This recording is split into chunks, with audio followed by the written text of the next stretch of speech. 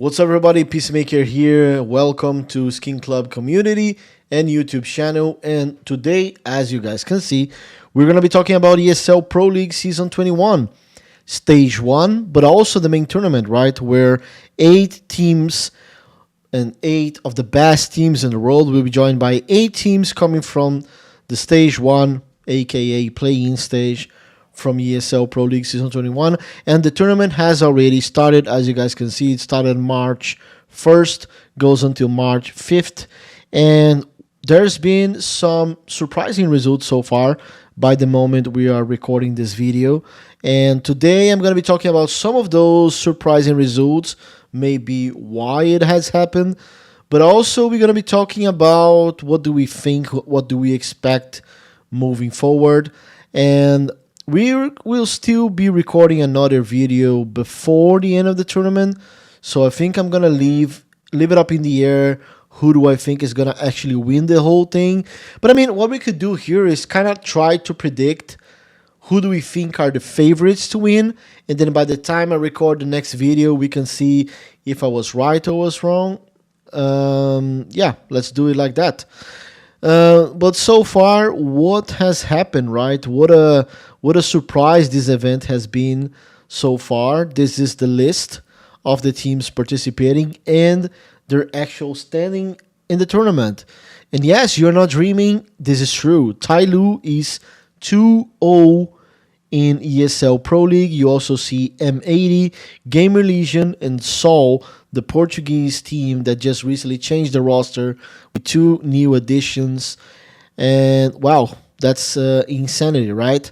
And I mean, if we actually take a look at the results itself, March 1st already gave us a couple of spicy results, right? With, I would say, Game Legion beating NRG. I think this was a hell of a matchup with a very good opening map from NRG on train. Everybody was shocked with the amount of quality they shown there. But then they ended up losing 2-1. Pain Gaming against House Bats. Not really any surprises, right? Everybody expected that one. MIBR against Amiga, that was a hell of a matchup as well. This could have gone either way, honestly. And I think that the last map for MIBR on Mirage was really, really solid. But yeah, it was a really tough series overall. Furia and Linvision, no surprises, right? Furia as the heavy favorites. Didn't really have I at least didn't feel like Furia lost the control of the game at any point. And then we start with the surprises, right? And that's with the Sol lineup beating Heroic 2-1. That was hell of a surprising, right? And with the Agile, the Portuguese player, performing really, really well. The 2 new additions on Cjot and Azuwu, putting up the numbers as well, right? But I mean, when it's kind of strange, right? Because when this heroic roster was built together, everybody had the high expectations because of their first couple of results, and then it doesn't look. I don't know if it was like a honeymoon period or whatever you want to call it, but so far it hasn't been, or it hasn't looked the same, right? But yeah, it's very, very challenging as well. If you take a look at different nationalities speaking English, I don't know if they have communication issues at all. It's also like for some of these players, they still have to acquire a lot more experience when it comes to LAN tournaments. So I think they still have plenty of time until the end of the year to prove to us that they deserve to be not only on this level, but representing such a important organization as Heroic, But one thing is for sure, they definitely have a really strong coach there on Sol, someone that I believe that has proved multiple times that he is capable of building good rosters. So I'm just honestly looking forward to see what they're able to do with more time and more tournaments under their under the belts, so they can acquire experience and learn from their mistakes, and that's just how it is, right? But yeah, I mean, it is disappointing because Heroic has been a roster for longer than Sol. If you take if you take the core out of out of this question and just evaluate like how long and how much practice each one of these teams had, then I mean, I have to be honest, and I have to say that it is sort of unacceptable that a team like Heroic goes in a best of three series against a recent form team who still has a lot of stuff to to figure out as a team, right? It's not like plug and play where you just put two new players in and you expect them to know every single role, every single strategy, how Multiris likes to call, what's the system in the team. So I think this is a hell of a surprise for me that Saul was able to dominate Heroic completely on train, and then on Ancient as well, like 13-10. Yeah, I mean, it was a closer result, but still, just being able to beat a strong opponent and one of the favorites to go through, which we're gonna be talking real soon, by the way. It was very surprising for me, but nothing even close to this one. Tyloo 2-0 3D Max.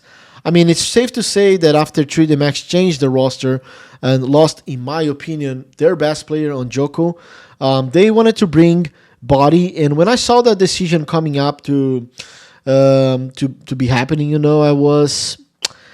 I had mixed feelings, because more and more than I watch CS2, I value a lot like the IGL aspect, and I'm gonna be creating a video about that actually in the near future. About like the importance of IGLs, real in-game leaders, capable of controlling the team versus how important it is for them to also bring firepowers to their teams. And honestly speaking, like ever since I watched a couple of games from Body in Fnatic, I didn't really like that part of the story. I don't think that Body is playing really, really well. He wasn't playing well in Fnatic, and it raises me a couple of questions on like, it would have been a different story if they replaced someone like, I don't know, Lucky, for example, or Gravity. I don't know, like someone with less experience and not like, in my opinion, their best player. And Joka was really, really important in the run at the major, in a lot of their officials recently as well. And I think that they lost a lot of firepower, not gonna lie. I think that Body can obviously help them improve and maybe bring them to another level with the strategic side of things. But it raised me serious questions about the firepower in this team overall. And yeah, I hope they prove me wrong. But so far, they have shown a lot of inconsistency, not only in this matchup, but in general online as well. The change hasn't paid off so far. It's still early to say, right? But anyway, losing 2-0 to Tyloo. I don't think 3D Max underestimated Tyloo, but it is really hard for a team like 3D Max to prepare for Tyloo when the only matches they played recently was in Asia, And you cannot really evaluate too much out of that because, they're playing weaker opponents, and how much of that you can take into consideration. Was it just them being like way better on an individual level than their opponents? Is it because they're playing really good strategically speaking? Obviously, you can take some of those things, some of the strategic sides of things, like, evaluating how they like to play, how they approach some of the maps. But in general, it is really, really hard to prepare because you also don't know how they prepare against European teams, like how they like to play. And maybe this is one of the cases where they had a very strong preparation. They also had good maps, right? I also think that 3D Max, speaking Inferno, historically speaking, has always been a very good map for Asian teams, and specifically Tyloo, right, and Chinese players in general. So I think that also contributed a little bit to this result. Ancient was a lot closer, as you guys can see. But anyway, this was a hell of a surprise. 2-0 against 3D Max. And then for the rest of the days, no surprises, right? Eternal Fire did what they had to do, and M80 beat FlyQuest. I mean, I also don't have that many expectations on this FlyQuest roster, I'm not gonna lie. But anyway, second day happens, and we see another day of surprises, right? We can start off by talking about 3D Max 2-0 Mind Freak. All good right there. FlyQuest 2-0 in a local matchup. I mean, they used to play a lot in the Asia RMRs or whatever. Heroic beating House Bats. They did what they had to do. And then the biggest surprise of the tournament, I would say so far, one of the biggest upsets in 2025. Tyloo 2-0 Eternal Fire. Yes, they did it, and they did it in a strong fashion as well. Beating Eternal Fire on Inferno, this was a hell of a good pick from Tyloo, right? One of the weakest maps from Eternal Fire, and proved as well that 3D Max shouldn't have picked Inferno against them. And I mean, just the fact that Tyloo was able to come back in a game where they lost 9-3 on first half, I think it also shows, the mental fortitude, something that I think that the Asian teams have struggled to overcome in the past few years, and that's really, really impressive, right? Not only they were able to overcome their, the mental aspect of the game, but also they did it against one of the best teams in the world right now that is heavily contender for competing in playoffs and winning titles nowadays. So congrats to them. That's very impressive. And then when it comes to Anubis, I mean, Eternal Fire, in my opinion, is the best team in the world on Anubis right now, and just the fact that Tyloo was able to beat them in this fashion, 13-8, dominating them on the T side. I mean, that's extremely impressive. I think if you're a fan of Counter-Strike, you should definitely go and rewatch this game, and I'm sure you're gonna learn a lot, especially from this Anubis matchup. And then moving forward, we had NRG beating Amiga, and then we have Furia losing to Sol. I mean, I watched that game and I reviewed it on my Twitch channel, and honestly, Furia had the game in their hands, specifically on the first map. Very, very disappointing result, I would say, from Furia.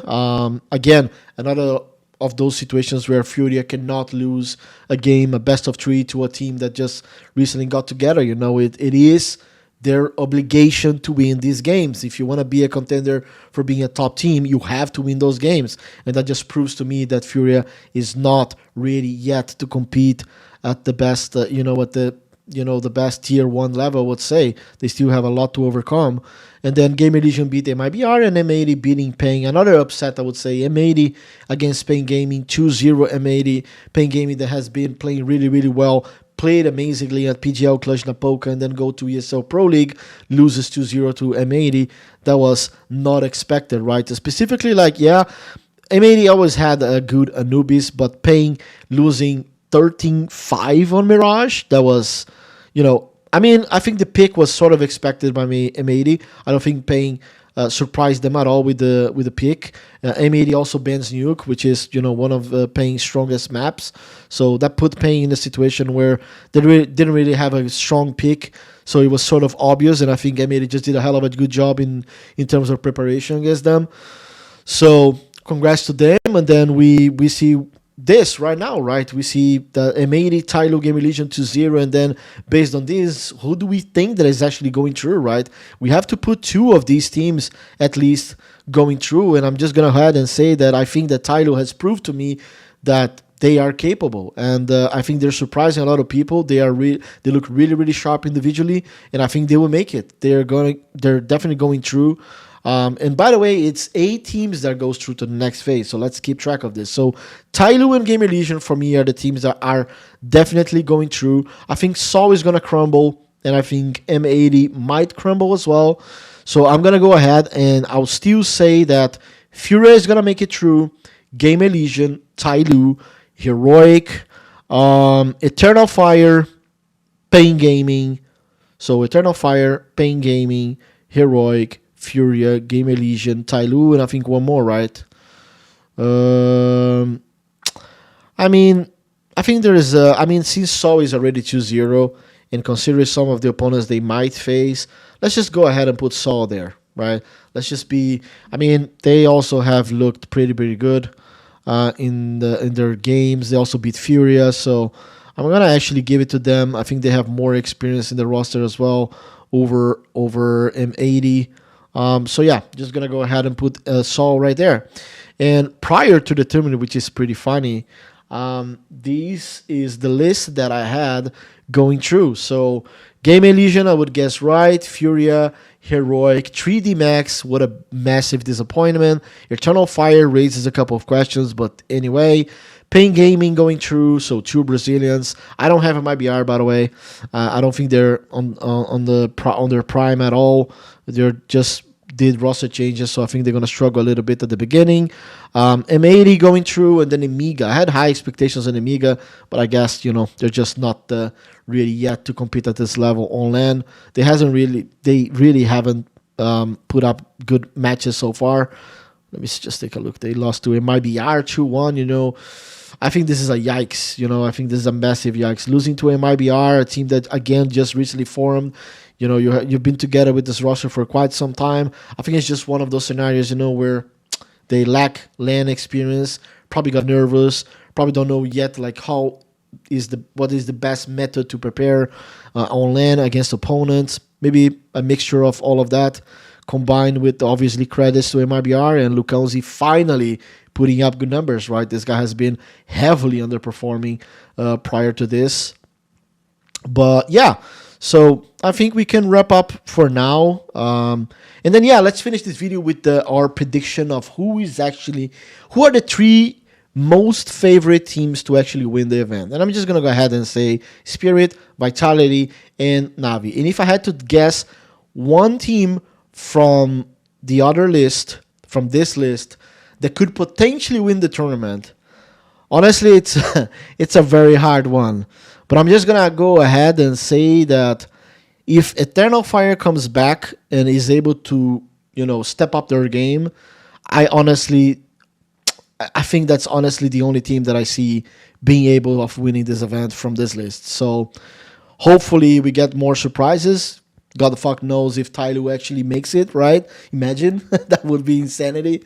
But yeah, leave it in the comments below. Who do you think are the favorites? And what do you think about our analysis so far? Thank you very much for watching the video. Thank you, SkinClub, for the opportunity. And I see you guys next time. Cheers.